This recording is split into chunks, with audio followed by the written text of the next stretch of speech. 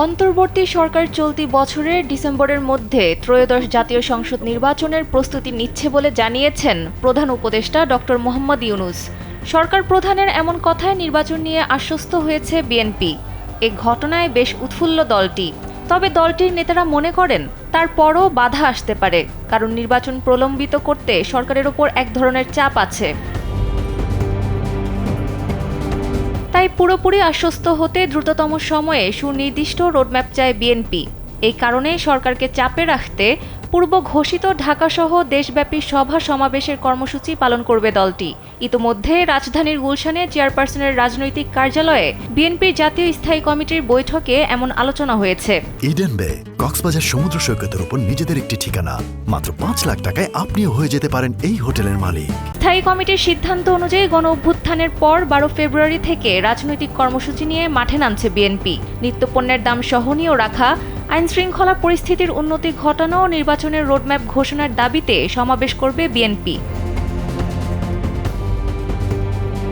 একই সঙ্গে ফ্যাসিবাদীদের নানা ষড়যন্ত্র মোকাবিলা সহ বিভিন্ন জনদাবিতে ২৫ ফেব্রুয়ারি পর্যন্ত ঢাকাসহ দেশের ৬৭টি সাংগঠনিক জেলায় কর্মসূচি পালন করবে দলটি। এ কর্মসূচিতে ৪টি লক্ষ্য নির্ধারণ করলেও মূলত আগামী জাতীয় সংসদ নির্বাচনের দাবিকেই মূল ফোকাস হিসেবে তুলে ধরতে চায় তারা। এদিকে দেশব্যাপী এ কর্মসূচি শুরুর আগে সরকারকে দ্রুত নির্বাচনের বিষয়ে তাগিদ দিতে ১০ ফেব্রুয়ারি অন্তর্বর্তী সরকারের প্রধান উপদেষ্টার সঙ্গে বৈঠক করেন বিএনপির শীর্ষস্থানীয় ৩ নেতা। প্রধান উপদেষ্টার সঙ্গে বৈঠকের পর ওই দিন রাতে বিএনপির স্থায়ী কমিটির বৈঠক অনুষ্ঠিত হয়। সেখানে সরকারের সঙ্গে আলোচনার বিষয়বস্তু স্থায়ী কমিটিকে অবহিত করেন ৩ নেতা।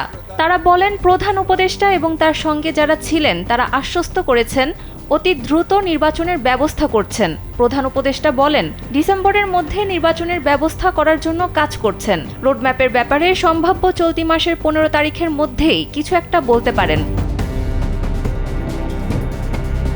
বিএনপি মনে করে প্রধান উপদেষ্টার আশ্বাসে নির্বাচনের যে আলো দেখা গেছে, দ্রুত রোডম্যাপ ঘোষণা হলে তা আরও পরিষ্কার হয়ে যাবে। একই সঙ্গে সব ধরনের সংকট কেটে যাবে, নির্বাচন নিয়ে শঙ্কাও দূর হয়ে যাবে। দলটির নেতারা মনে করেন পতিত ফ্যাসিবাদের দোসরদের নানামুখী ষড়যন্ত্রের পরিপ্রেক্ষিতে অবিলম্বে একটি গ্রহণযোগ্য, অবাধ ও সুষ্ঠু নির্বাচনই বিশৃঙ্খল পরিস্থিতি থেকে উত্তরণের একমাত্র পথ। সানজিদা ইসলাম, কালবেলা।